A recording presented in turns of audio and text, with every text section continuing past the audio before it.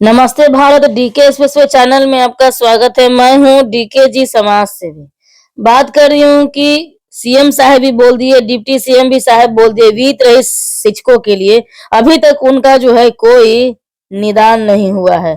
हमको समझ में नहीं आ रहा है, कैमरा ऑन में भी कैमरा ऑफ में भी सबसे बात करते रहते हैं। होगा ना डीके जे जो पर बात की हो सब लोग का तो मतलब कि हो ही गया है, तो ये भी तुम इसके लिए लड़ रहे हो तो इसका भी कल्याण होगा।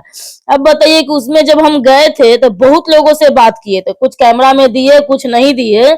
तो जैसे विजयनंदन प्रसाद शर्मा बिहार राज्य प्राथमिक शिक्षक संघ के जो अध्यक्ष थे, जिनकी जो मृत्यु हो गई थी, वो में हम गए थे, सीएम साहब भी आए थे। इन तमाम बातों को लेकर के जो है सब लोगों से चर्चा किया गया, लेकिन वो पॉजिटिव कहे कि ये होगा। वो भी 50 से अधिक वर्षों तक शिक्षकों के अधिकारों का सम्मान के लिए संघर्ष किए और 105-106 वर्ष की आयु में उनका जो निधन हो गया।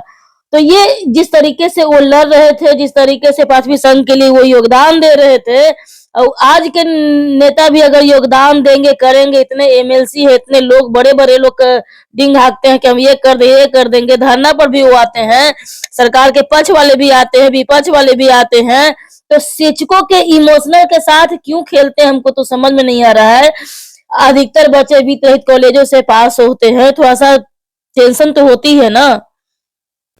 क्या लेके आए हो, क्या लेके जाओगे, कुछ ऐसा काम करो। बताइए 105-6 साल की उम्र के बाद, निधन के बाद, देखिए सब लोग याद कर, यहाँ तक कि सीएम साहब भी आए, सब बड़े बड़े लोग जो है नेता पक्ष विपक्ष सब लोग आए। आप बताइए कि इस तरीके से लोगों को दर दर के जो है ठोकर आप लोग कर रहे हैं, तो कोई संघर्ष करने के लिए नहीं, सब अपना कुर्सी बचाने के लिए। जिस तरीके से उन्होंने विजयनंदन शर्मा जी जो है, जो कहा जाता है एक महान शिक्षक जो है नेता थे, तो बिहार समुदाय को लिए बहुत बड़ा नुकसान हुआ।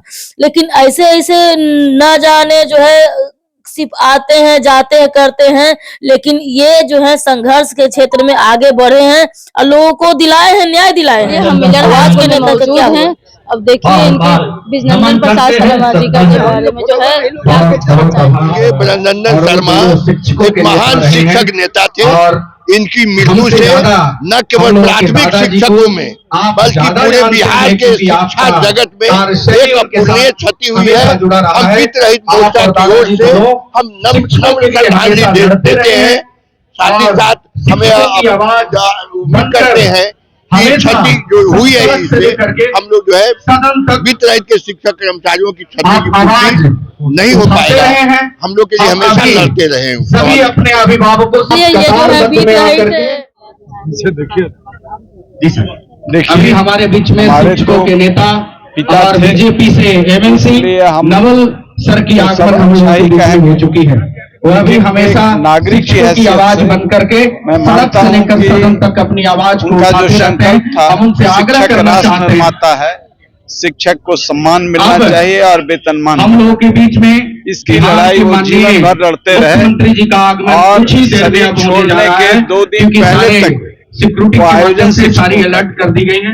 इसलिए शिक्षकों के नायक थे और शिक्षकों के सहारे ही सबसे बड़ा इंस्ट्रूमेंट शिक्षक ही है जिससे हम परिवर्तन कर सकते हैं। इसलिए हमारी जो सनातन परंपरा थी जिसमें शिक्षकों के लिए जगह था, शिक्षकों के लिए सबसे उच्च जगह, गरीबों के शिक्षा के लिए प्रधानमंत्री हो या राष्ट्रपति हो, इससे भी बड़ा पद शिक्षक का है। ये उनका संकल्प था। और जहाँ एक तरफ शिक्षकों के लिए लड़ते थे, शिक्षकों को अनुशासित रहने का भी ज्ञान देते रहते। शिक्षकों का क्या होगा और उन्होंने बिहार के शिक्षकों को निश्चित तौर से दिलाया है, जो बिहार में जागृति पैदा की है। मैं विजयनंदन शर्मा का पुत्र हूँ, इस लड़ाई को भी। जब हम जाते हैं लोगों से बात करने के लिए तो पूछते हैं कि क्या मुद्दा है, हम किस शिक्षकों का मुद्दा है। बैठ के तुमको तो और कुछ नहीं, शिक्षके के लिए लगा रहते हो, जितना तुमने पूछी हो की हो सारा चीज़ जगई हो एकदम से, तो क्या हुआ, सबको हुआ ना, तो इनका भी हो जाएगा। काहे ला दूसरा कोई क्वेश्चन में पूछो, कोई देना नहीं चाह रहा भाई, इसीलिए जो है लेट हो गया है। नहीं आ रहा है अप टू डेट, लेकिन हाँ जानकारी है कि क्या होगा क्या ना होगा। लेकिन हम बताते हैं कि ये जो है कुछ ना कुछ जो है इसका जो हल करेगा, कमेटी का जो गठन हुआ ही है, लेकिन थोड़ा सा और आपको जो है संघर्ष करना पड़ेगा तो नया फिर मुकाम पर जो है आएगा। क्योंकि 202 सीट लेकर के जो है आप लोगों ने मिल करके भेजे हैं, तो आप लोग के हित के लिए तो करना ही पड़ेगा। तो यही तमाम बातों को लेकर के जो है पक्ष हो विपक्ष हो सब लोगों से चर्चा हुआ।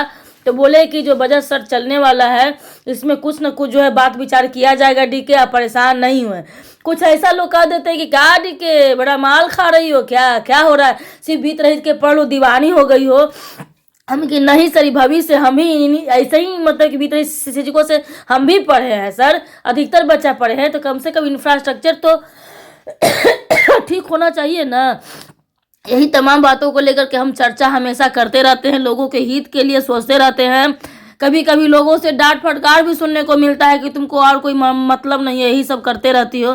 तो हम कहा ठीक है सर, हमको ये अच्छा लगता है ये सब करने में। हम चाहते हैं कि इन लोगों का जल्द से जल्द किया जाए। जय हिंद, जय भारत।